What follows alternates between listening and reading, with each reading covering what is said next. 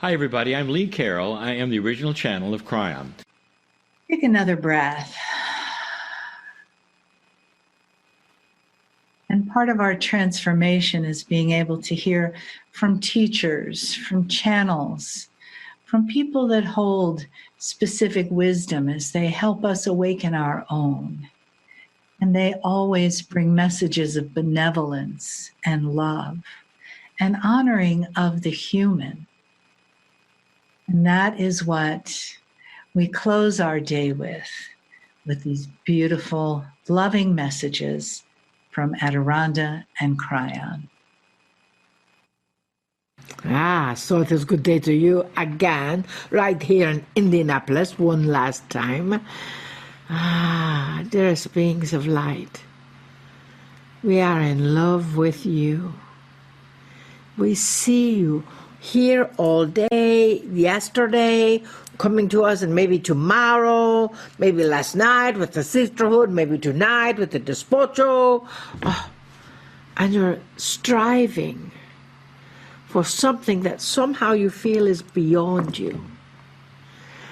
And yet what you are receiving is little tips, little encodements all the way through this weekend. And those encodements are bringing you to the next dimensional frequency. That is you. As we said earlier, that Walt Disney called on 300 banks before he ever got someone to see his vision. Dearest beings of light, we see your vision. We see that you are indeed striving to raise above the muck and the mire and the stuff that you see on the news every day and the political aspect, all of that energy. That you are striving to hold the high watch. Now the question becomes, how in the world do you do that with all of the muck and the mire covering up your eyeballs and in that energy? That is the question, eh? You return to the basics that is in your heart. Return to the connection that is in your frequency. Return to the status that is you. Who are you?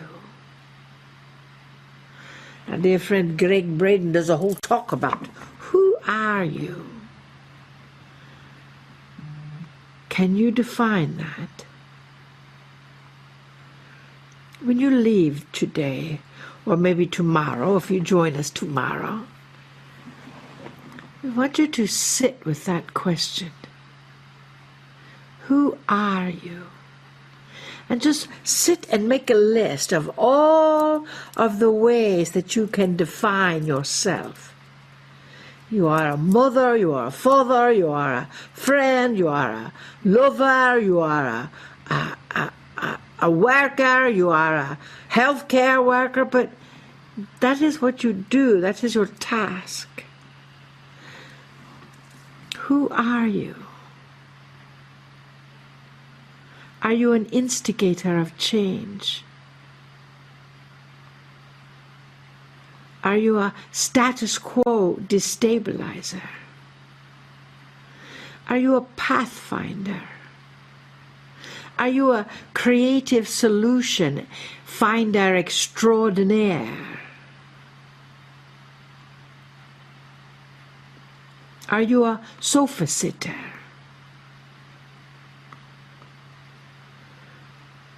Are you an action taker?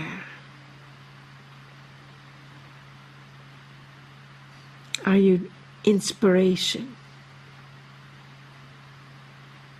That is what we want you to make a list upon. How do you see yourself and who you are? You have thousands, millions maybe of years to accommodate your ancestral lineage. And each level gave you another little gift to accommodate. And then when you throw the galactics in there, that gives you other gifts as well. It all makes up you. And that you is spectacular. We know that right now there's all sorts of things going on here. All sorts of things going on everywhere. But we believe that you first have to understand who you are in the total scheme of things so you can be that change that you wish to see in this world. I was in Maryland, talked to a fellow, he's somewhere in his 40s. And he's been depressed and angry and upset and doesn't know where to turn. And she said, "What is it that you love?" "I don't know. I don't love anything." I said, "There's the problem. Find the good in everything. And then the love of what you are will come closer. Catch yourself being positive.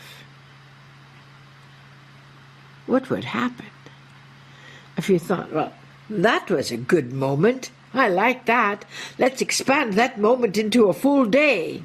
And let's expand that full day of good moments into a full week. And then a full month, and then a full year. That is that energy that you are creating right now. And we know sometimes it is like slogging through the muck and the mire, ready to pivot in any direction, not knowing which direction is your best direction. Well, any direction is your best direction. For you see, when you return to the basics, sitting in the stillness, even if that stillness is for a few moments in your job, and you ask for guidance, ego-free, ask for guidance, you will receive it. Vessel Marilyn has been doing this for 30 years or more. She asked for guidance about a subject, and it came through in her automatic writing. Yes, she still does guided writing, because that is that divine connection. We teach that tomorrow. You see, when you ask Source, the universe, Spirit, God, whatever you call that energy that is in every cell of your body and every cell outside of your body, show me the way. They do. And if you're not sure, start singing the song. Show me the way, show me the way. Because you are creating what you are stepping around and walking around in every part of your world. You are creating that. And for many it is like, well, why would I in the world would I create a health ailment or an inability to breathe or a broken bone or whatever? We do not know. No one knows but you.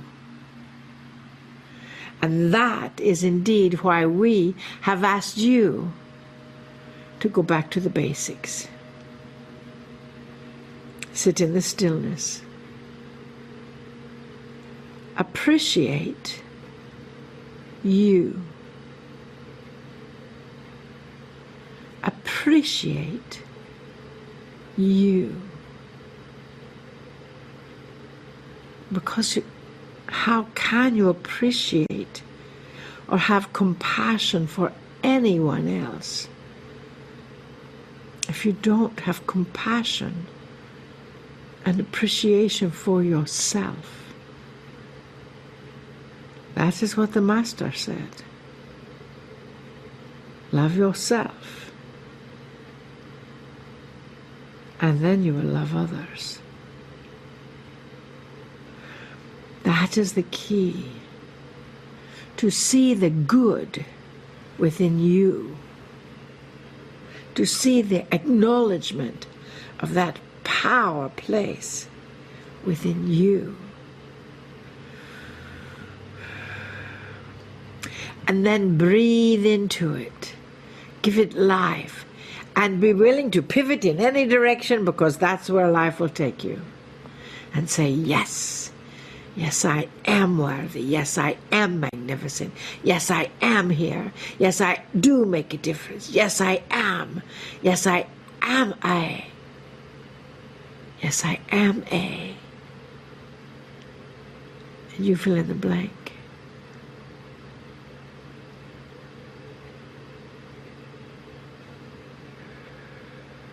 Practice that. Make your list. Then you are the love that you are.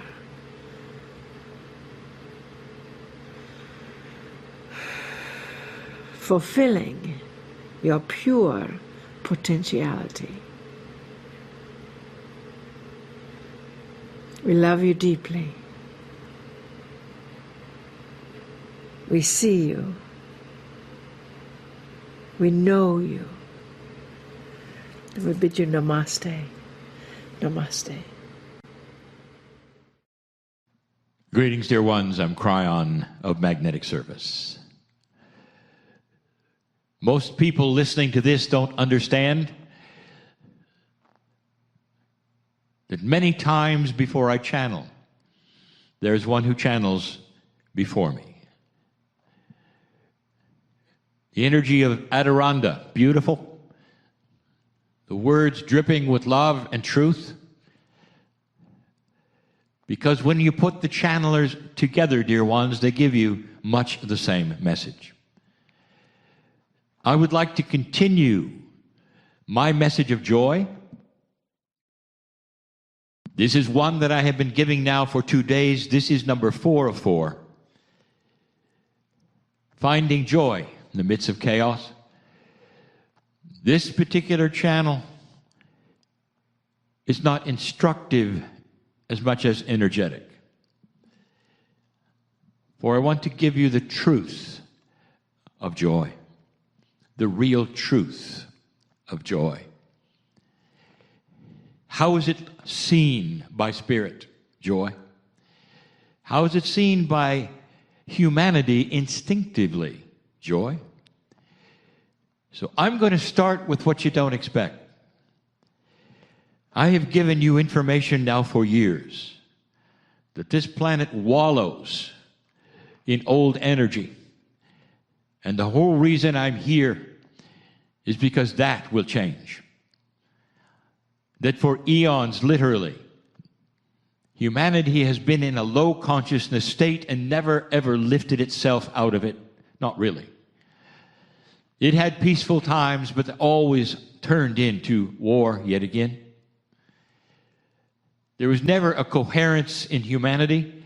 There was always mistrust, mostly between those of different countries who didn't talk to one another, or even if they could, their leaders wouldn't let them.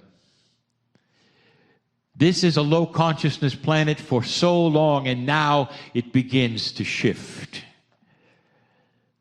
But let's talk about joy, happiness, the intuitive attribute of smiling. My partner has been around the planet and has learned much. He was not prepared necessarily for the greetings he got in 2 countries. I will have it remain nameless. And in those countries, he was informed he smiled too much. And he he was taken aback by that, and he said, "What do you mean?" And they said, "Well, in our culture, smiling is not really something you should do because it means you're hiding something. You see, the one who smiles is a dishonest person," he was told.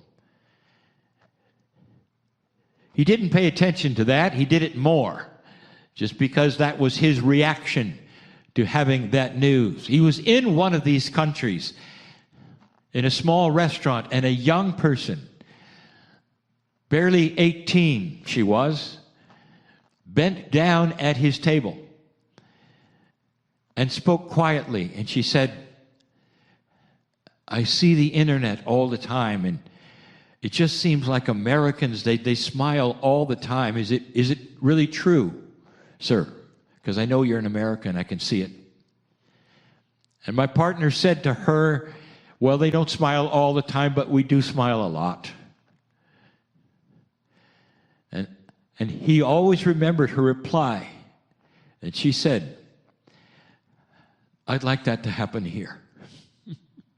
That's the young people starting to watch the internet, starting to see so many things they never saw before, and learning something they never knew before. Why is joy something that gets suppressed as a condition of control? And the reason is because joy is one of the primary God energies of the creative source, if not the primary one. From those in those countries, I would like to talk to their mothers. Say, when you have the child, and you come home with the child and you're so enamored with the child, what do? What's the first intuition you do? Do you bend down over the child and teach them to frown? And the answer is no. You poke them and you tickle them and you want them to smile, don't you? That is instinct. Every single mother knows this. You don't teach the child to be unhappy. That they will learn by themselves by watching you, if you so choose. But the first thing a mother does is to get that child to laugh. Because when the child laughs, your world lights up, and you know it. That's from the other side of the veil, dear ones. I want to give you an example of something. I want to walk you through something. Human beings are very linear, and you have no frame of reference other than your own. This is not an indictment of who you are. This is simply the way it is. There can be no other way. Your only reference you have is what you see and who you are.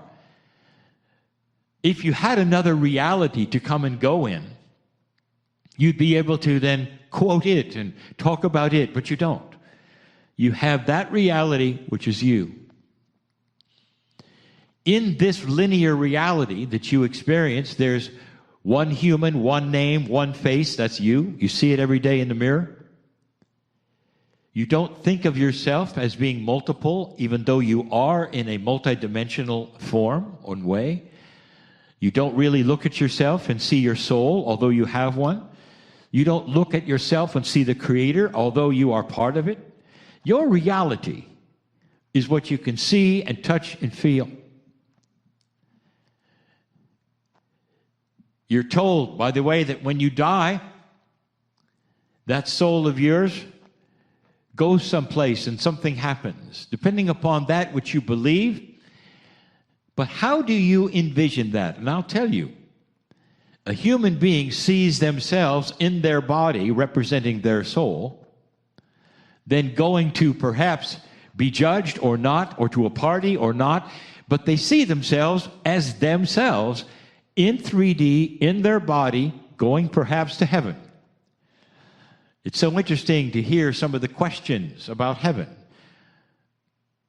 that the spiritualists have intercepted for years when humans will ask, what's heaven like? Can we see like we see? How can we see without eyes? You'll say. This is what the questions are.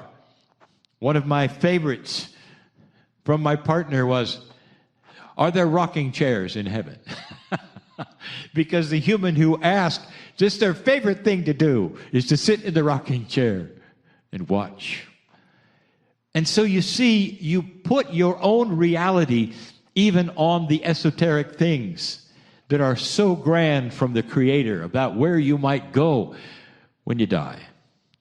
But you put that in a human form, in a three-dimensional form. You see you as you and ask that question, how can I see without eyes? I have a metaphor for you.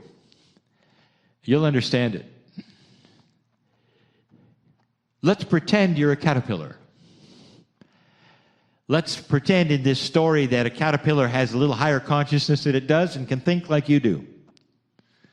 Let's say that caterpillar is pondering the same questions you have. When it goes into the deep sleep, you know where I'm going with this. The caterpillar itself, as it exists today on Earth, barely sees at all. They can differentiate light from dark and see shapes, and that's about it. It's good enough for them because they don't know any different. That's their life. And the caterpillar is asking itself, when I go into that deep sleep, into that great beyond where I am told I will fly like a bird, how will I be able to see? Will I be able to see as good as I do now? I hope so. Same question you're asking. How can I see without eyes? What's going to be like to not have my body? And what can I see or feel, and what is it that will take place?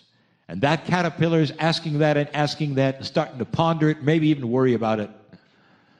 And then it goes into the deep sleep. It goes into the cocoon, and magic takes place. There aren't many of these for you to look at, dear ones. That metamorphosis of that caterpillar is a miracle. When the caterpillar emerges as the butterfly and spreads its wings, indeed, to fly like a bird, let's look at the eyes. That caterpillar worried about the eyes. That butterfly has thousands of images that are clear. That butterfly can see ultraviolet light and polarized light. That butterfly can see the colors it needs to for the pollination of the flowers.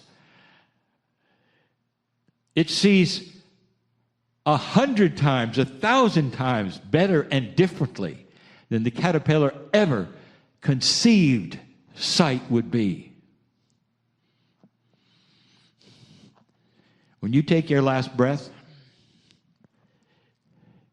and a little time has passed, your soul goes into a metamorphosis. And I'll tell you, that soul of yours starts to fly. And you don't have eyeballs anymore. You have sight. You don't know what sight is. You have sight and the feelings and knowledge and awareness. You don't even know what those names are compared to what you will have.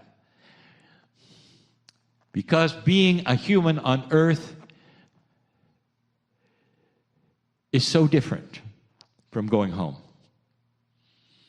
It's a temporary, hobbled condition that so many of you endure without joy. Never understanding that joy is sacred. Joy is from the Creator. That's what's in heaven. Joy. And in your flying like a bird, you can not only see as you well thought you could as a human, but you can see light that you never saw before. All the spectrums. We sing your name in light. We cannot explain that which you become and who you are. Let me tell you the first thing that you feel. Oh, dear human, in linear form, you see yourself passing away. And you see yourself as a human being in linear form, perhaps walking a stairway, and you're going to meet somebody, perhaps at the pearly gates, as you're told, or whatever that, which is the metaphor of leaving and coming and meeting somebody from the other side for the first time. What's it like? I'll tell you what it's like, because that is going to what you're going to remember. What it's like, the first thing you're going to meet and see and feel is joy. That's what I want to tell you. That is probably one of the largest, most profound truths I could give you. What's it like on the other side? Joyful. That is the essence of the creative source of the universe, of you, of your galaxy, that I am trying to pass on to you and tell you, when you find joy, you find everything. You find health. You find extension of life. You find beauty. You find reason for being alive. You find peace. And when this planet starts to become what it's going to be, you're going to look back and say, what made the difference? And I'll tell you, everybody could smile at everybody, and you wouldn't distrust anyone for doing it. This is the truth, dear ones, and it's why we talk so much about what we talk about. Bringing that which is from the other side of the veil to earth is the theme. Because as the veil starts to lift and lessen and be more transparent, you're going to find not just an increase in integrity, but an increase in reason for being, laughter, happiness, and joy. I would not give you these things if it were not the truth. Feel it in your very essence, because you have the ability to discern right now if I'm giving you that which is true or not. It is built into you. It is part of you. Old soul, it's the lineage of why you're here today past 2012. To take the lid off of the old energy and escape into joy. I am Kryon, in love with humanity, and for good reason. And so it is. Hi everybody, I'm Lee Carroll. I am the original channel of Kryon.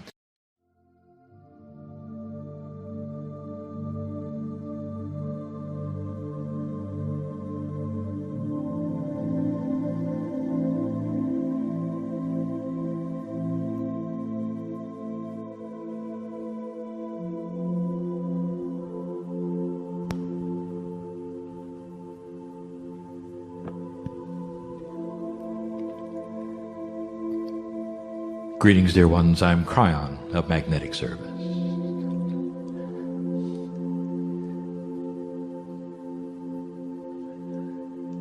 And to some, there is very little difference between this and a moment ago. The man simply sits in the chair. Same voice. And there would be those who would say it's easy, all he has to do is sit in the chair, pretend. And hundreds will show up. What a deal. And this is the way it looks.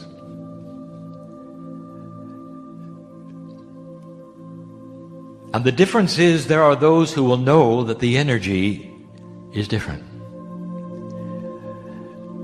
For those that are starting to shift into a reality that is slightly different than the one you were born in, there is a remembrance. There is a remembrance that inside you, you have discernment. spiritual discernment that will say, this aligns with the God in me. This is a message that is real. I feel it. At this moment, there is no scientific instrument that you can put before this stage that will then measure whether or not this is a message from the other side of the veil or the man is pretending. Let me ask you, should there be? And if there was, what would it be like to once again take the discernment out of the hands of the human soul and put it in a box? And so that particular measuring device will not show up anytime soon. Instead, dear ones, you use the antennas that are starting to be raised in almost every human in the room by choice that would discern that which is appropriate, divine part of the shift and has the flavor of home. Don't you think you should be able to tell when the phone call from home is real or pretend? And this one is real. The energy in your DNA, which is God, which represents the higher self, that which some of you call the soul energy, is specifically unique to humans. This is what you were given. And that part of your DNA that was seed given and planted over 100,000 years ago. It differentiates you from any mammal on the planet. It interrupts the evolutionary scheme. It is counterintuitive to what science says you must have come from. It represents the reason for 23 chromosomes instead of the even pairs of 24. It explains the fusing of 2.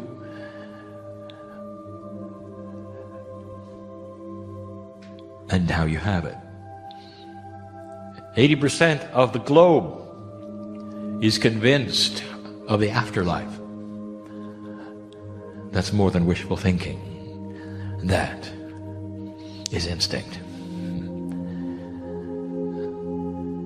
You know that when you die, it's not over. And that has spawned all of the religions on the planet.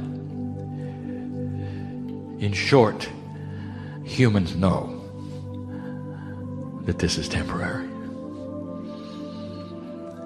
And so for those who've decided to raise that antenna for just a moment, you're starting to understand that this could be what it says it is.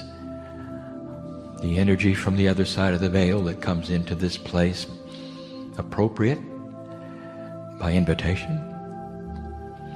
It begs to answer the question, who came to see whom? For in this room last night, the entourage started to gather, knowing the potentials of who would sit in the chair today and the problems and the puzzles that they would bring in, perhaps where they'd even sit.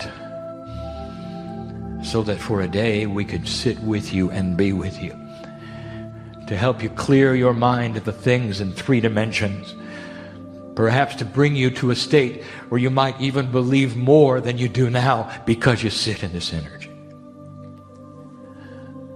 We know who you are.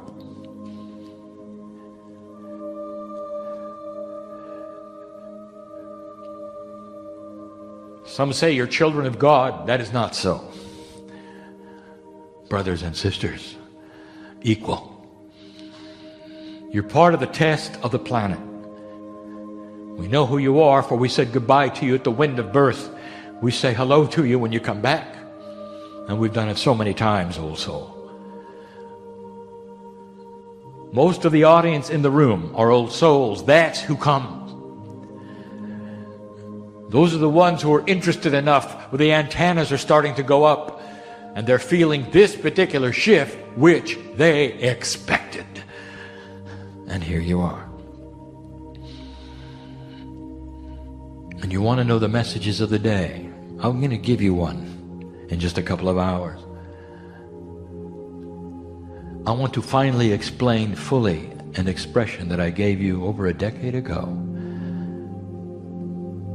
when I said in the end times, which would be the end of old times, you'll have something called the Bridge of Swords. And now you have it. I'll explain it. It's not frightening. It's not scary. It's beautiful. And that's going to be in just a few hours. So in these next moments, I have an invitation for those who have come who still wonder if this is real. You carry around a bubble of reality, that is to say, what you allow to be real in your life. And each one of you has this. And the bubbles, they're different sizes, depending upon that dimensionality that you've decided to accept.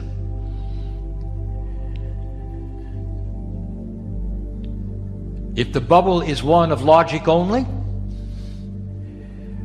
it is restricted to that which is in 4 dimensions, and therefore it is not available for things that would be multidimensional. And yet everything around you is. How do you explain love and compassion? And you'll say, well, that's just human emotion. Where is the meter to measure it? These are things you have to feel. One to another. Is there a field that's transmitting? Have you ever sat next to a person in the theater and you wanted to move? What's going on there? Is there a meter to measure that, dear one? Am I getting out of your bubble? Are there things that go bump in the night, perhaps, that you don't want to look at because they might just be beyond that which is logical, and the intellect will not let you see it? Or is there more to that? Maybe it's not as frightening as you think. Could there be life in water and in fire and in dirt and in rock that goes beyond your definition of life? Could there be consciousness in physics?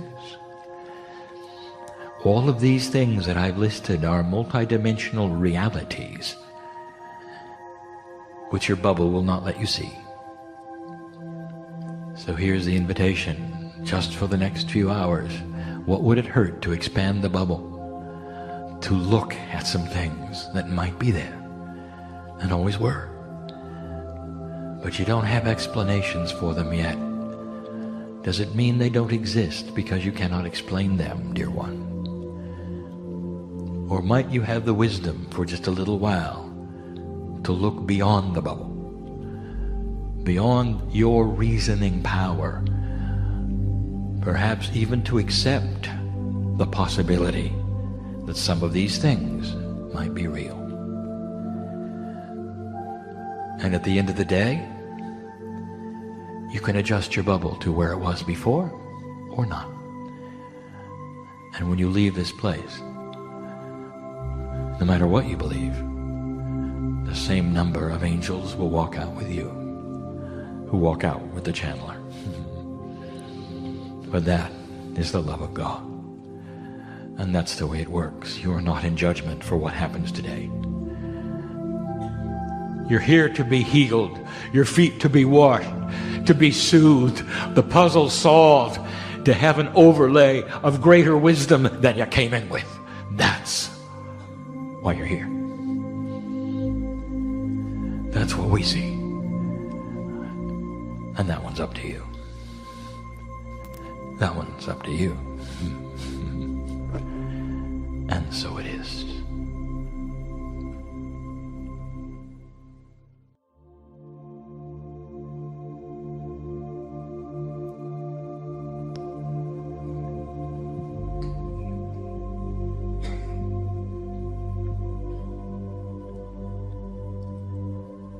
Greetings, dear ones. I am Kryon of Magnetic Service.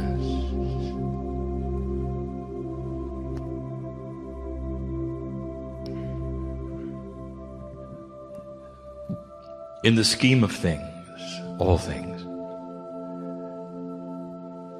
you are reaching the pinnacle of what we would call the decision point for humanity. And in order for you to see this in the light that I see it, you have to do two things. Going back a short time, you will remember that in my first communications to you, I told you that human consciousness was changing. I brought you information in the very beginning of my attributes on the planet, that humanity was in shift, and that I had arrived for a special purpose, and that was to shift the magnetics of the grid. And that the Kryon group itself would finish that in the year 2002, and the group would leave, and it did. All of this in response to what you had accomplished. And some of you have done the mathematics and realized that all of this was done well within that which you call the precession of the equinoxes. That there's a 36-year window where the galactic alignment centers itself, where you look into the middle of your sun, and it aligns to the middle of the galaxy, the beginning and the end of the 26,000-year wobble of the planet. It also metaphysically aligns with what the ancients said it would. A decision point for humanity that would be the most important one of all. One that carries with it tremendous energetic purpose. It's why I arrived. And if you look at the first communications, you will see why I arrived. For something was happening with humans. And it has to do with your future. And 22 years ago, I told you that. By 1993, you had the publications that I said it within. And here you are in 2012, all these years later. It was exactly what we said you would have. We gave you potentials back there. Some of them became the potentials of humanity, and some of them did not. We deal only with potentials, but the strongest ones talked about your future today. And the second thing I want you to remember is when you came into this planet, each one of you, unique. Doesn't matter how old you are as you sit here. Every one of you is an old soul.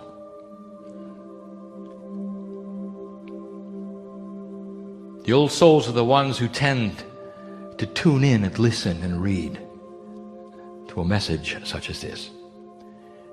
And we've said that before as well. And so what we have is a unique group, and I want you to remember, unique group. There's a spark of truth when you arrived, all of you. Fresh in the metaphysical ears, the quantumness that locks itself with memory, ringing in your ears when you arrived as the baby that you were from your mother's womb. And it all said the same thing, and it said, this is the lifetime that will make the difference. There are some of you who have even asked the question, why am I alive? We've been there when you did. You know who you are. When there was darkness all around you and caused by circumstances and situations, some of them health,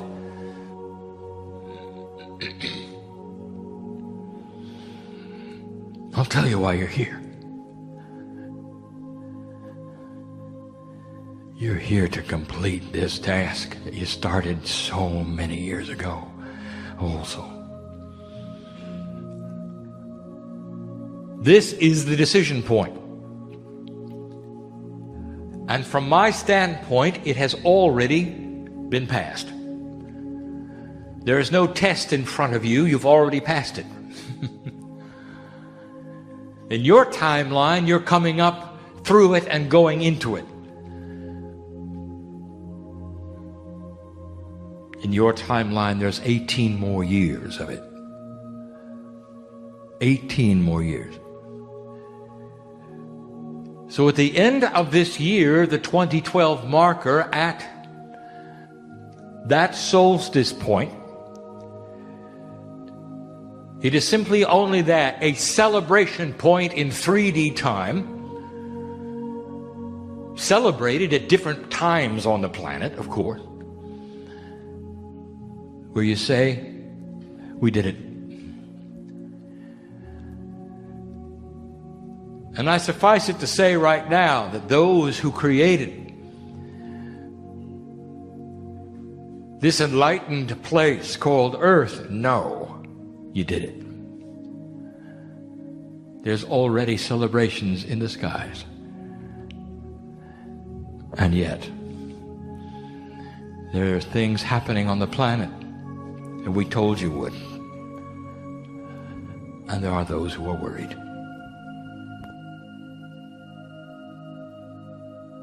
I want to give you what I'm going to call the Bridge of Swords revealed.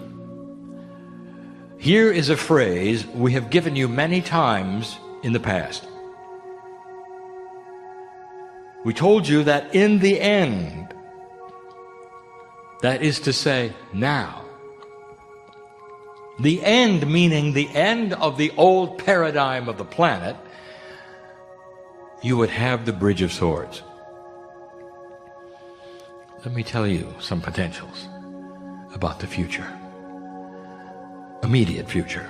This is not what's going to happen in generations from now. I'm talking about right now. The Bridge of Swords is here. Some of you have extrapolated this information into a form that you then compare to the ancient prophecies in the Holy Scriptures, trying your best to have a confluence of words so that you can figure it out. Some of you have even said, the Bridge of Swords, that must be the time where there's going to be battles on the planet. It's the Armageddon, it's here. I'll tell you, that Armageddon is happening in some other earth, some other place. It's a metaphor for what you've done. I'll say this again, dear human being, do not look at past prophecy and apply it to anything that's going on here. Past prophecy had you dead at the millennium. Did you remember that? And you're here in 2012. You've moved on to the current prophecy of the ancients, of the indigenous of the planet who saw a melding together of North and South.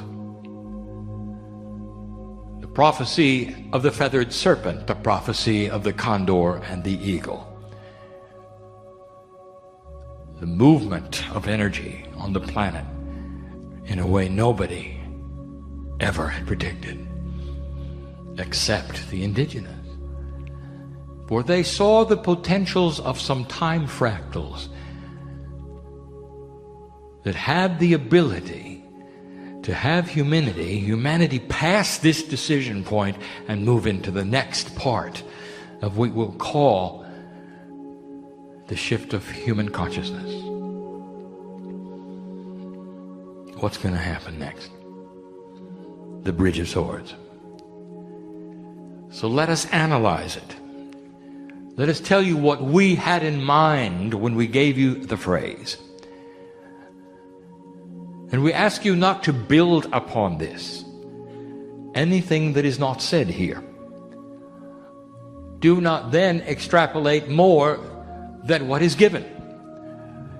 Do not try to figure out hidden meanings within what is given. For I'm going to give them all to you now. Very straightforward.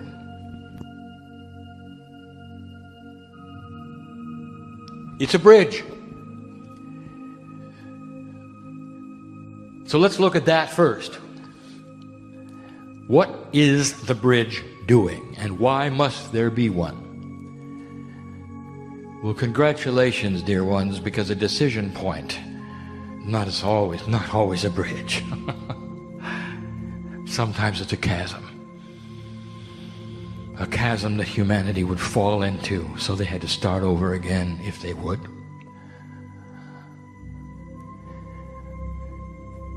Or one that has no bridge at all, which means everything stays the same. There would be no change, that human nature would not change, and you'll have more of what you had. A future that's nowhere, never been written. And that's not what's happening at all. Oh, this has been written so many times. And not in Scripture, dear ones. You're going to have new writings long after my partner is gone in this body. Oh, he'll be back. But long after this particular lifetime, there will be new scriptures written by ones you see as the prophets of the day. They will talk about what is next on the planet, and they will see the change in human nature. They will see that which is leaning toward the quantumization of corporeal humanity. The beginning of what happened to the Pleiadians will happen here. As you cross the bridge. But that's the future, way far away. What about now? The bridge you're crossing is the one between old paradigms of existence and new ones. And eventually all humanity will cross it. But this is so new at the moment, the only ones truly crossing it are old souls. For they're the only ones who see it. But you should know this bridge is for all. And as you cross this bridge, metaphorically, others will follow you. They'll cross it and not even know it. They're crossing into belief. Dropping old paradigms of what to expect is next.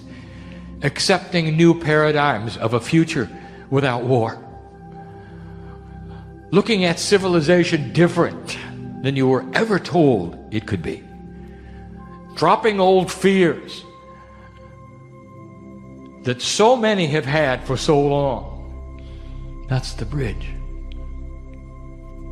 It's a beautiful thing. The fact that there's a bridge at all is beautiful. The bridge has been created over a long period of time. Synchronistically, we did not know a bridge would occur until 30 years ago. That's how new it is. Humanity has free choice. And who knew whether the confluence of energy would have created the momentum to have put itself on the planet in the way it did. But the potential was there. By the 1987 harmonic convergence, we knew the bridge was being built. By 1989, the superstructure was in place. By 1993, the bridge was there. And then you started to see the fall of the Soviet Union, the coming together of the European unions, the idea that you could put together things instead of tearing apart, the dictators that fell over one after the other, after the other, after the other. And the bridge was in place. And most of humanity didn't even notice. But you had to feel the shift coming, didn't you? That's what the bridge is all about. What have we told you about the bridge? Very little, except this, that in crossing the bridge, old energy, we're not going to like it. Old energy does not want you to escape. Old energy does not want you to cross the bridge because it can't. Did you know that? It can't. The old paradigms of human nature that you've known all of these millennia has to stay on this side of the bridge. It cannot cross. For the bridge rejects all that is not in love and compassion and light. And those things which are dark, including human nature of the past, will not be able to go.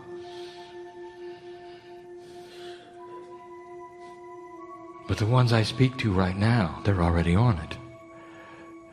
Already on it. That was your design. Old soul. And those are the words that are ringing in your ears to this day. At the wind of birth we're giving to you. This is the lifetime that will make the difference. So what's going to happen next? Let us talk about the swords. When you hear the word sword, the first thing that occurs to you is battle. The bridge of swords is a battle, and we told you that as well. Swords are metaphoric, and they mean many things. So let us describe the things we mean them to say to you. Number one, they are a weapon in a battle. There is a battle coming. Kryon, does that mean there's going to be a war? Potentially, yes. Right now, we will tell you that the Middle East cooks itself. You've noticed, haven't you? What do you know about the Middle East, dear one? Let us start examining for a moment. What did you grow up in? What was the energy in the Middle East? In the 40s, what was the energy? With the establishment of the state of Israel, you built a wall of hate, both sides. The wall was so thick that the children of both sides were taught to hate one another. As soon as they were able to understand the language, they were told who their enemies were. Now, where were you then? Some of you were not here yet. By the time you arrived, in your youth, were you aware of the Middle East? No, not particularly. What's the hatred about? You might ask. What if I told you it's a family feud? Two sons of a Jewish master. One founded the Arabs and one did not. They don't want to hear this, but they're all Jews. If you look at the lineage, it's pretty obvious. And yet it's a complete and total setup. The setup would have this world ending in a conflagration that was brought about by the hatred. And that's in the prophecy of Nostradamus, and it's in the prophecy of Revelation, and it is no longer the prophecy of the planet, and yet it still exists. hatred is as great today as it was then, but where was the terrorism 40 years ago? Isolated. You have those in Israel or Palestine, they had the brunt of it. But now it's everywhere. And you're worried. Will there be a war? What is going on? You can feel it, can't you? Some of you don't want to look at the news because you're afraid of what tomorrow will bring. It's not even the end of the year yet. Will there be a battle? Let me tell you, dear ones, right now as we speak to you, there is the potential of a small war in the Middle East. And you have been told that if there's any war at all in the Middle East, the whole world will join you. And I will tell you that is an old paradigm, for if and when it happens, watch carefully who decides not to come to the party. For there's a new consciousness brewing on this planet. And I will tell you this in all fairness, as we see the potentials before you, in your future, it's not going to matter one way or the other whether there's a battle or not. For what's going to happen in Iran is going to be the same. And I will tell you why. Because there's nobody to take the place of the old mullahs. They're not growing any young ones. It's all the ancient ones with the hatred that are moving the chess pieces as though they are representing the whole of the nation, and they're not. And there'll come a time, perhaps one that is actually exacerbated by the war, if there is one, that will create the revolution in that country. Overwhelmingly, they don't want war. Ask an Israeli, do you want another war? And they will say no, but they're afraid that their enemies will bring one to them. And who are their enemies? And this is what is changing, dear ones. You think you know what's going on in Syria and Egypt and in Libya? You think you do?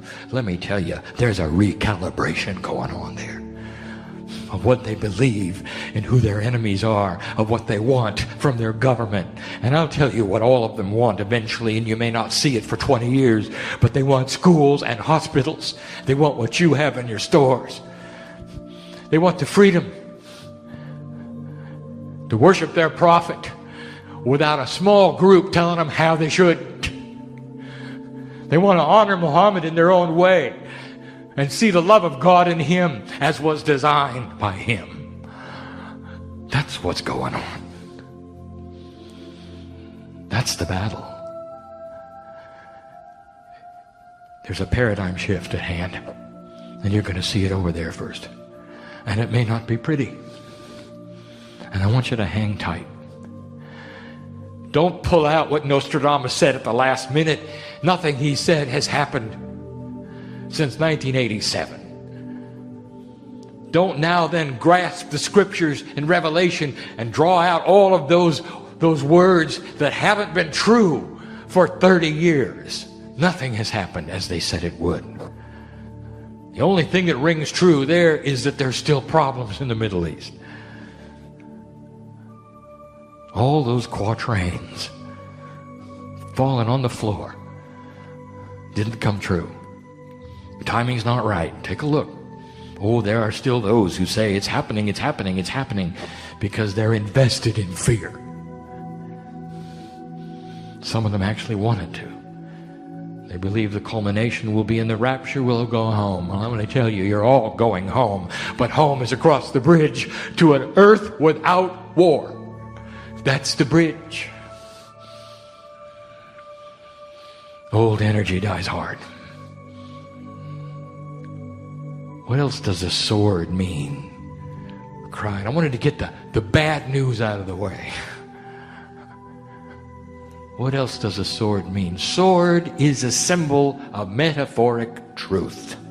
A bridge of swords is a bridge of truth.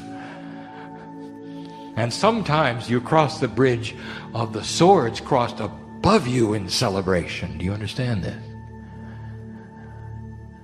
That's how we see it. Will there be a rough road ahead for the bridge? Yes. But you knew that when you showed up. And it doesn't have to mean a world at war. And it won't. There are those who are settling the very issues of whether they should continue hate or not in the Middle East right now, with the dictators who are leaving or who have gone, replaced by ones who will temper and soften their positions toward their neighbors, because they realize what they want is schools and hospitals and roads and stores.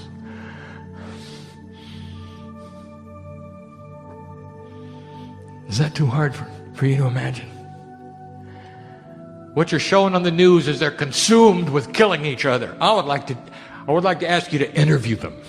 Not the ones you see on the news, but the mothers and the fathers who you don't see on the news, who are of the same faith to the ones you do see on the news, who are saying, give us peace.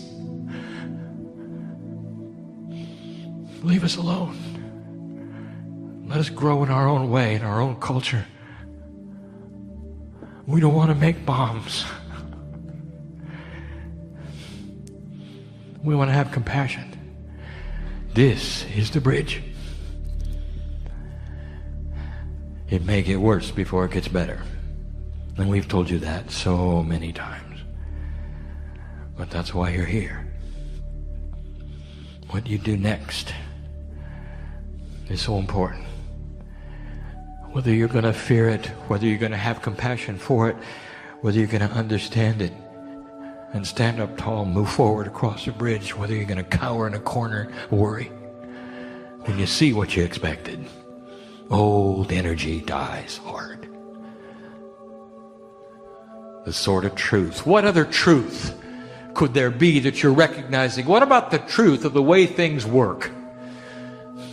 In a compassionate earth, you can't have the kind of non-integrity issues that you have now. Businesses change, governments change, banking changes. Are you shocked at this? Sometimes you're going to see it. Someday you're going to know that you actually changed the way things used to be in the darkest corners of what you expected.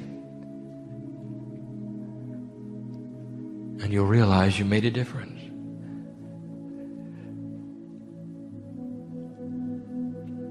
I'm in Canada and I know it, and I will tell those listening in an American audience, get ready, because there are some institutions that have yet to fall, that don't have integrity, that could never be helped with a bailout.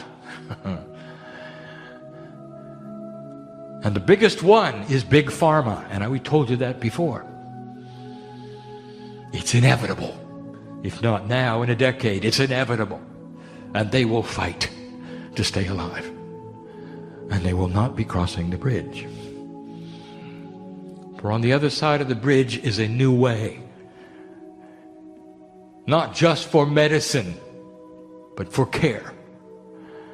Paradigms that have not yet been developed or thought of, that don't represent any system that currently exists.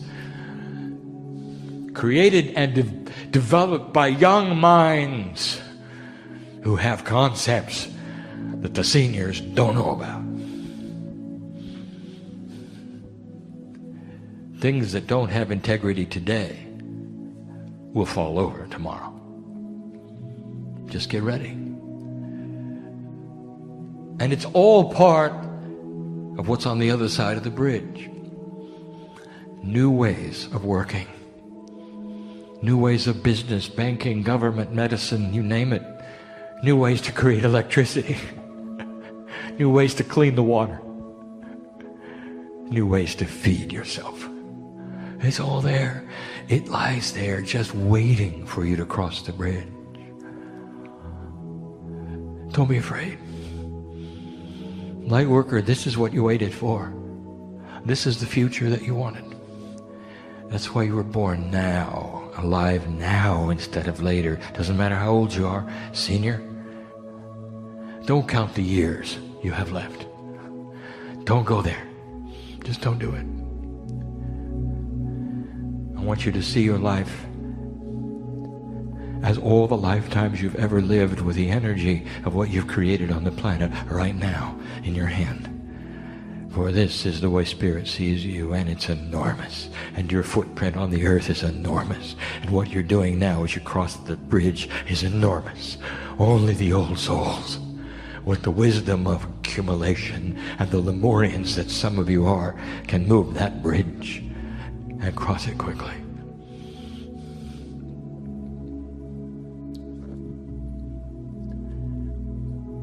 And the final thing about swords is celebration. What happens when human beings walk under crossed swords? What is the general celebration? It's marriage, is it not? And so let us give you, finally, the symbol of the marriage on the bridge. It has so many meanings. It's the marriage of what used to be with what can be. It's the marriage of compassion and the human spirit. It's the marriage of your soul entity on the planet with your creative seeds, the Pleiadian.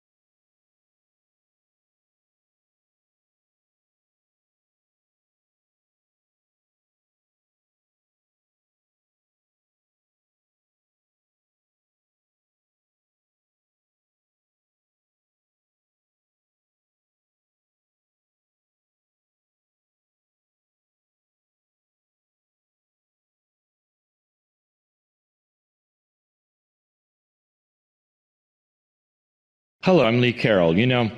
Take a breath. Take another breath.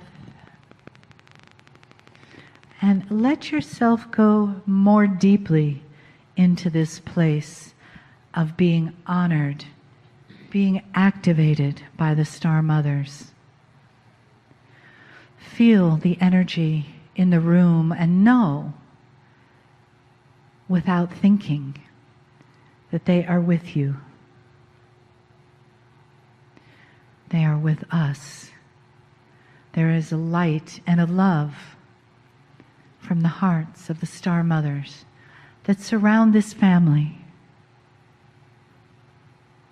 It comes from within us, that spark, that sweet, soft star seed that has been left with us all these millennia and is now opening, awakening into a flame of divine love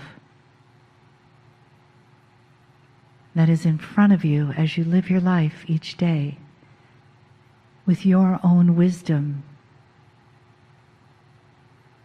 What you learned those many, many millennia ago is inside of you, and it's ready to come forward for you to live as each moment.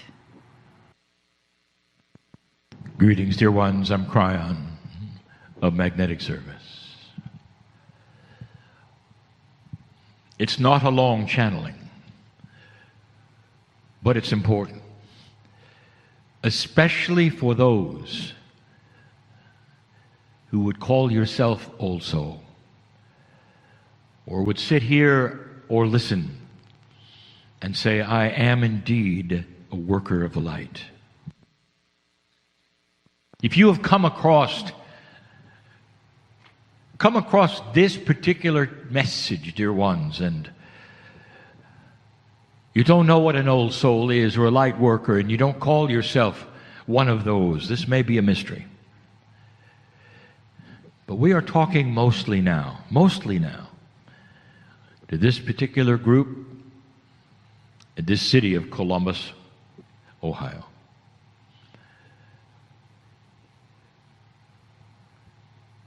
The area is specific. All areas contain attributes that are different, dear ones, because you're in a different part of the continent or your family or your group or even of the planet. Sometimes a city will have collected together as a population and you wouldn't know it, but it's connected to another city through a strand that goes through the earth in a way that I cannot explain to you, and will come out the other side, not necessarily in a straight line. And there will be a confluence of consciousness where you will affect another city for what you do here.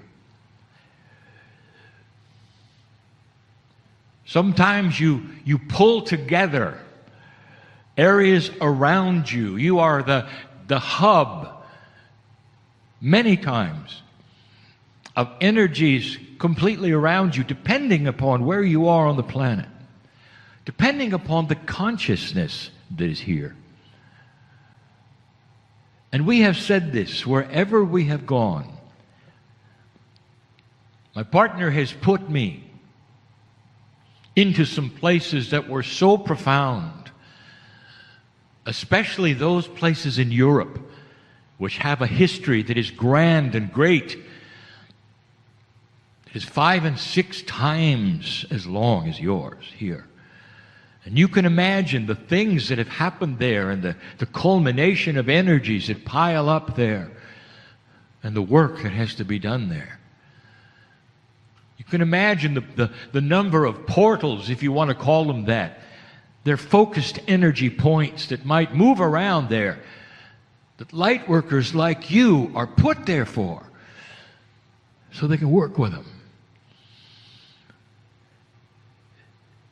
Again, I tell you, if you've just come across this message That's going to sound odd and strange. How do you work with a portal? And the answer is carefully. But with energy you understand, O old soul worker of the light, you know what to do. You become an anchor. You can imagine your hands stretched out, and in each hand you're holding things together. And that might sound odd or strange, but you know it's true. And that's what you do. Some of you know that you're put in a place to anchor, to hold together. And you are. And you stay put because of these things. Others of you feel that you are here to create an energy or hold an energy that perhaps would change if you weren't here. Now that's the simplest form of this I can give you. It's complex. Some of you are the New Age gypsies, and you understand you must move around. And the moving around is because you have something to offer wherever you go. And you might come to one place and you know you're finished and you go to another. This is a great consternation, perhaps, to your partners. We're happy wherever they are, just in time for you to say, we're leaving. But this is an old soul's intuitive attribute. It borders on mastery, that of knowing what you're doing, why you're here. In the audience, there are channelers, there are healers, there are readers. But you all are what I'll call creative energy. You're all creative, all of you. Creatives are a special breed. Old souls, not all of you, understand this. Some old souls are very linear because they must be in order to fit in with the rest of the earth. And your part in all of this is to carry that which is beautiful and practical and lovely to your workplace, to your children. To those around you who perhaps would never be in a meeting like this. And you wouldn't understand holding energy for the planet. You'd understand creating a loving energy in your workplace. You might be concentrated on 5 people or 10 people for most of your life. And you will affect them, dear ones. And then there are others that feel the burden of thousands. And both of you have tasks which absolutely are commensurate with your consciousness. And that means that you're never given a metaphysical task that is beyond that which there would be the desire of who you are. I want to take you for a moment to the consciousness of an artist. Let's make it a painter or a composer or a sculptor or a writer. And they all have something in common. They're creatives. And I want to tell you what their process is. And some of you will relate to this, listening or hear. And here is the process. It takes several hours, sometimes, to work your way into a pure creative energy. Let's say you're a composer or a writer. This is very common because there are more of you than sculptors and painters. And you get to that place and in comes the flow. And boy, can you feel it. Now, at that moment, at that second, you know it's happening. And you're flowing with it. I'll tell you something that I know that no one would know unless they were standing there, observing there. Sometimes you're laughing because it feels so good. There's joy in the flow, and you're writing and you're composing, and you know it. And in comes the magic of the intuition. And you go, and sometimes hours will go by, and you're not aware. You're just going. Sometimes you'll miss a meal, or two, or three. Sometimes a day will go by. And if there's no one to interrupt you, you'll stay in that place, and out will flow, and out will come beauty. What's the worst thing that could happen during that time? And the answer is the phone rings. Or someone comes into the room. Because that's where you want to be alone. But at some level, you know you're not alone. You're not alone at all. There is something with you that supports you. And in that support, dear ones, there's not anger or seriousness, there's joy. Because you're in the flow. Now that's a creative human. It has nothing to do necessarily with being a channeler or being a healer. And yet it does, because they are channeling their work. A writer, a painter, a sculptor, a poet, they're all channeling their work. And if you stop and you analyze and ask any of them intellectually what truly is happening when you're in that state, every single one of them will tell you it's a state where I receive things that are not my own. They come from somewhere else. Some of the most beautiful melodies that will stick with you for life have come from that place. From composers both alive and passed over that will come back, both in classical and popular music, channeled. And when you sing them to yourselves, you'll feel a little bit of that peace and the joy, won't you? It soothes your soul to hear them over and over, doesn't it? That's the power of channeling.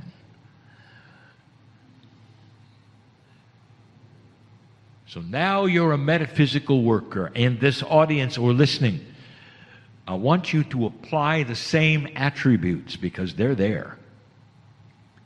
You get to a certain place in that creativeness that is your own. And suddenly you know you have help, and suddenly you don't want to be disturbed.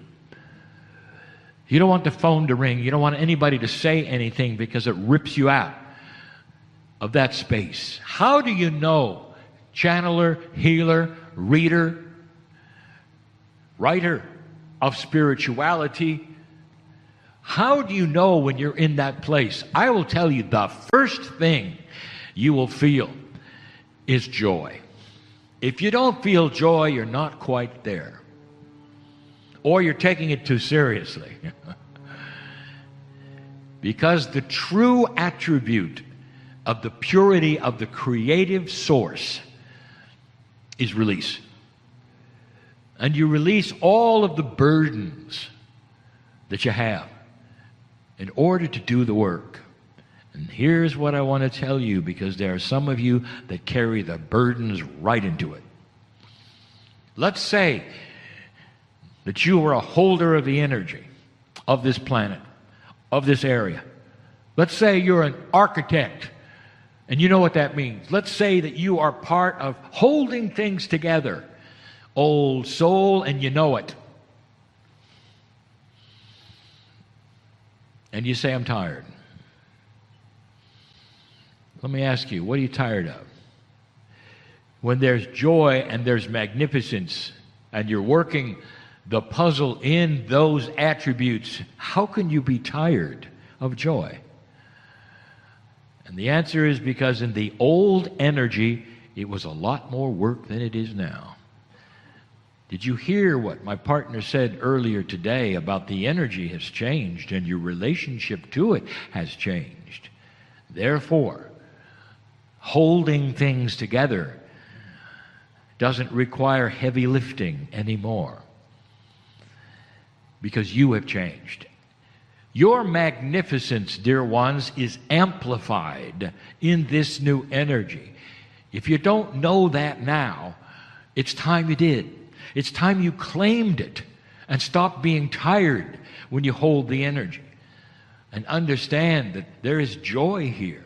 It's a place where you want to be. An old energy idea is that it's exhausting. There used to be an idea that if you saw a channeler, the channeler would sit in the chair, and by the time they were done, they were exhausted. Ask my partner. He gets out of the chair. Figuratively, he wants to go to the disco. It's invigorating. Later in the day, he'll crash. But right afterwards, it's invigorating. I have told him this. I said, when you sit in that space, you don't age. Stay there. You sit in that space. Where he is right now, there's a bubble around him. Then he's not going to age. Not when he's sitting in the chair. Not when he's doing this. Because there's a bubble around him. A creative bubble that says, things are different. There's a sacred creative energy that sits upon you. And there's joy that comes in. And you can't help but tell all those around you that it's there. Healer, listen, it's the same. When you walk into the room, reader, it's the same. The one sitting in front of you, perhaps you've never seen them before, they walk in the door. I want you to suspend all of those thoughts that say, well, here's what's going on with them. Well, I'm looking at their face. Well, I feel this energy. Instead, I want you to suspend it and go to that place of joy and read them. And their mouth will hang open when you tell them their life. Because that is the power you have in this new energy that you didn't even think you had. Healer, I want you to think of what you normally do, and I want you to multiply it 2, 3, 4 times and expect that. And don't be shocked when it happens. All of you, no matter what you're doing, old soul, light worker, no matter what you're facilitating, astrologer, tarot reader, whatever you're facilitating, whoever it is, the human being in front of you, I want you to expect something far grander and greater than you have ever seen before. This is an energy since 2012. It's only 7 years old, and already you feel the amplification. The amplification is you. Because the darkness of this planet is starting to subside. And there are those of you who say, wait a minute, I don't believe it. I watch the news. I will say it again. Did you really expect an angel to come down and touch the planet and everything would be just wonderful? In a practical way, you're experiencing a 12-year reboot. And that means that all the darkness, all the issues, all the problems that have all been there will come oozing out of the woodwork in ways you never expected. Will shock some of you. The issues that you're having, whether they're in politics or business, that are brand new, whether they're in social things that are brand new, and you're watching the darkness ooze out and expose itself finally. That is what I'm talking about. And you're going to see more.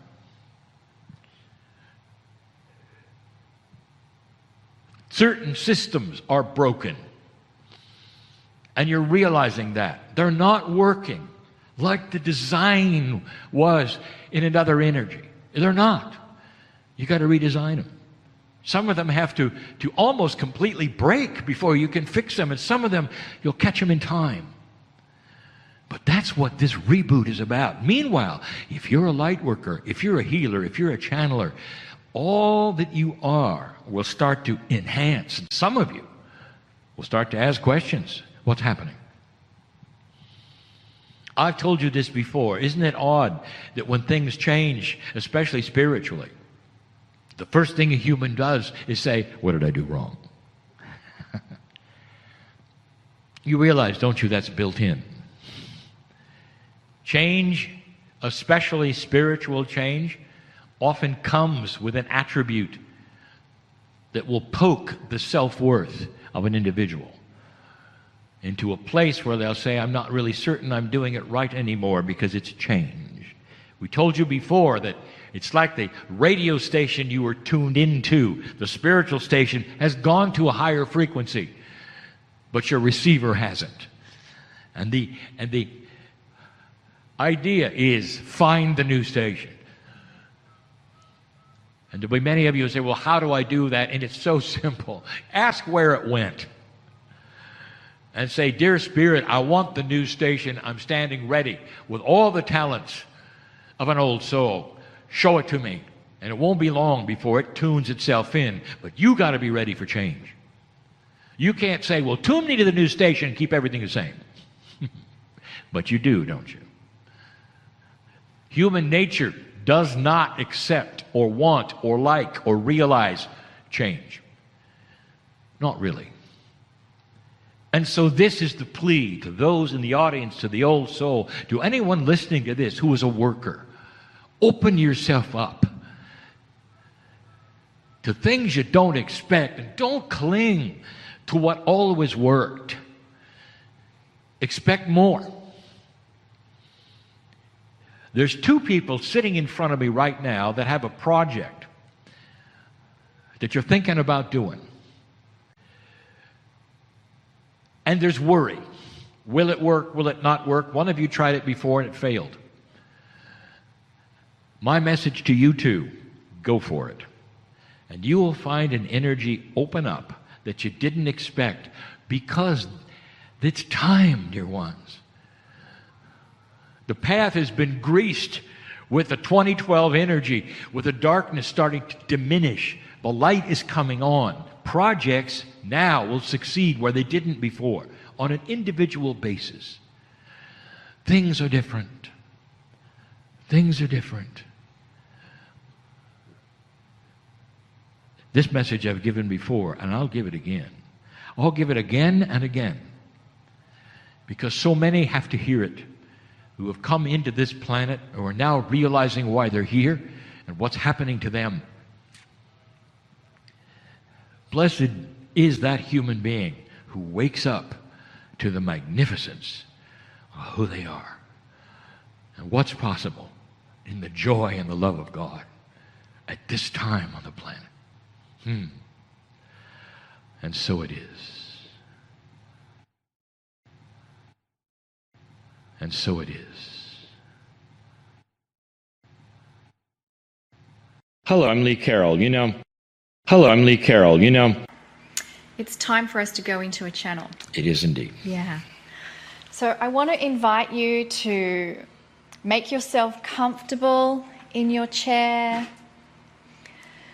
Take a deep breath, close your eyes, allow your head and shoulders, arms and hands, abdomen, your chest, your legs, your knees, your calves, your feet. Allow everything to just relax and melt and dissolve into the chair.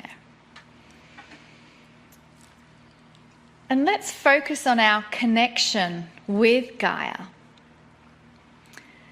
Our planet is a living, breathing, sentient being that wants to be in partnership with us. And perhaps you already have a beautiful partnership with our planet. Or perhaps you feel you don't and you'd like to invite one. Whatever your relationship is with the planet right now, let us together with intent ask for an even deeper connection and a more enhanced and a stronger relationship with Gaia. And just take another breath, and with that breath releasing, let us welcome the entourage of Kryon. Greetings, dear ones. I'm Kryon of Magnetic Service. Indeed, I know where I am. I know who is here, who is watching. This is very difficult for many. And yet you acknowledge again that connection, even between twins on various parts of the planet. When one twin experiences something, the other twin often does, or at least feels something, and later they compare notes. And so why is it a stretch to think that Spirit wouldn't know you as you watch this right now. We do. Indeed, we do. The intent to watch this, to enjoy the channeling, to find out what is said, is known by Spirit. There are so many things that you need to know. It's like turning a switch, dear ones. Even watching this program is like turning a switch, because of the intent is there for you to experience the love, the compassion. In these series of healing meetings, there are some who watch it, interestingly enough, are disengaged from that which is the spiritual component. Sometimes they will skip the channels entirely, in which case they won't hear this one, and just go to the end. And they'll say, I'm a human with free choice, but I really truly understand that consciousness can change that which is cellular. And they feel something in that, the meditation of the healing circle that we do. And in that they are very aware of crossing that bridge and going through the mist and all of those things, and walking into a multidimensional place which they don't acknowledge necessarily as their soul, but they say, this is the place where I can talk to all my cells, and my consciousness can do things it couldn't do before. And the question is this: can you really heal your body and be perhaps even an atheist? That is to say, no belief whatsoever in spirit. And the answer is yes. And it's yes because, first of all, consciousness heals. We didn't say consciousness plus a doctrine heals, or consciousness, plus a belief system in the divine heals. Consciousness heals. And that is universal. You can take any tincture of homeopathy, which is a signal to your body made by consciousness in creating the tincture. And it doesn't ask what your belief system is. It goes right to the centers of healing. So let's talk about that for just a moment. Kryon, I don't understand why you're going here. I want to make you aware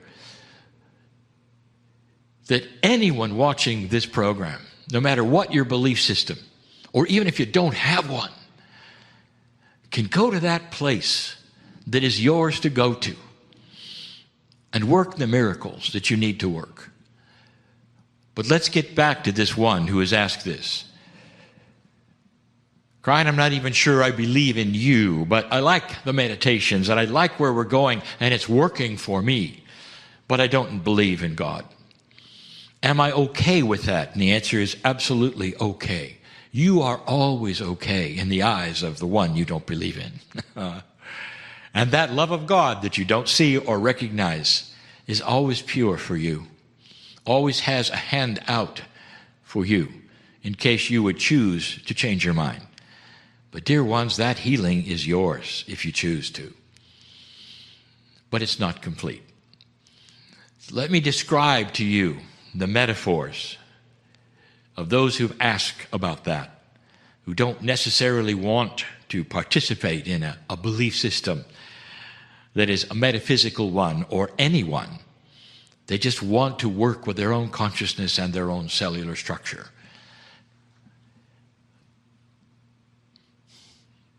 The best example I've given before is that somehow that meditation is you having been given a 747 airplane with pilots and fuel, and you've been given it for life. And you're so excited. And you get in that aircraft and it's all yours. And the pilots are ready to go and you say, let's go. And then you cruise up and down the runway for life. I think you're understanding. Because you didn't even know it could fly. Or you didn't believe in flight. But what a nice machine, and how fast it could go up and down that runway. And isn't it beautiful, all of that power? And indeed, all that power, all that consciousness is yours. But dear ones, without the spiritual component, you just go up and down the runway. Another example that I've given is that you walk into a building and it is the healing building, much like perhaps the temple that we are going to walk in later. And you walk in there with the attitude that you have. And all around you are the tools of healing, just like they are where I take you in the circle of 12. And you even understand that structure and fractals of the 12, because that's not necessarily something that is only spiritual. The idea that physics is in 12s and all that can be scientific and never involve the spiritual if you choose. Now, let's say you walk into that building and there's tool after tool and you start using them and you get results. And you're saying, it's working. My consciousness is working. I am starting to heal my body and feel better, and I'm getting out of fear and all these things, and I don't need anything else. And then, one day, you discover the elevator. We've used this example before, and this channeling in a parable. And you discover the elevator and realize there's 80 stories above you of healing tools. But the elevator has your name on it. And it says your soul. It says the Creator who loves you. And on the doors is stenciled the love of God for you. Do you want to go up the elevator or not? And that, dear human being, is free choice. So indeed, you can work this puzzle any way you want to, and you're honored no matter how you wish to work it. You really are. There are no rules of behavior in that grouping of spiritualness, of what you believe or how much you believe or how strongly you believe it. The Creator loves you regardless. That's unconditional, dear ones. Totally and completely unconditional. When we get to the circle of 12 a little later tonight, I want to spend more time in the chair. And in order to do that, right now, let's discuss a little more about the mist. Because when we begin later, we're going to go right to the bridge. Because I want you to experience a longer time in that stadium that you are in during that healing portion. So let's review what we normally do in the healing circle itself. It starts with a bridge, and it always does. And there have always been questions about the bridge. Do we have to cross a bridge in order to go to this place? Kryon, you always cross the bridge. Is that a necessary idea or principle or axiom when you move into a multidimensional place? The answer is no. It does not have to be every single time. But what it represents, dear ones, is you opening a door into a place where you're going to act differently, you're going to be different, you're going to sense things you don't normally sense. It's almost like a sanctuary, a temple, where you go to be and do something specific. For many of you, it's like walking into that which is a place of worship, and you dedicate. You're linear enough to dedicate those places for those things. So the bridge represents that door, and we always go there. It's not necessary for you in your own meditations to cross the bridge and go through the mist. Some of you can blink an eye and be in that magic place instantly.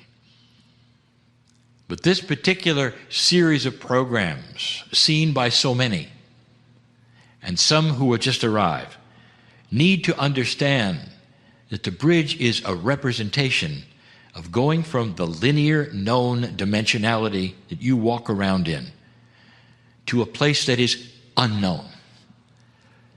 And it'll always be there in every single Circle of 12 meditation.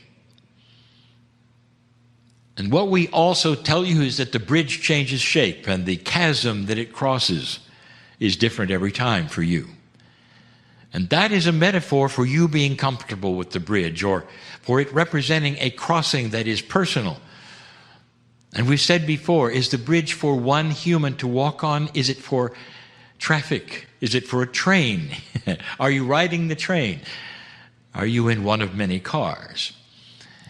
That is a symbol or a sign of how you think about working with yourself into the unknown. Do you need to be surrounded by a vehicle to do this, or can you simply walk through it? Of course, the answer is we invite you to be alone and even to take off your shoes.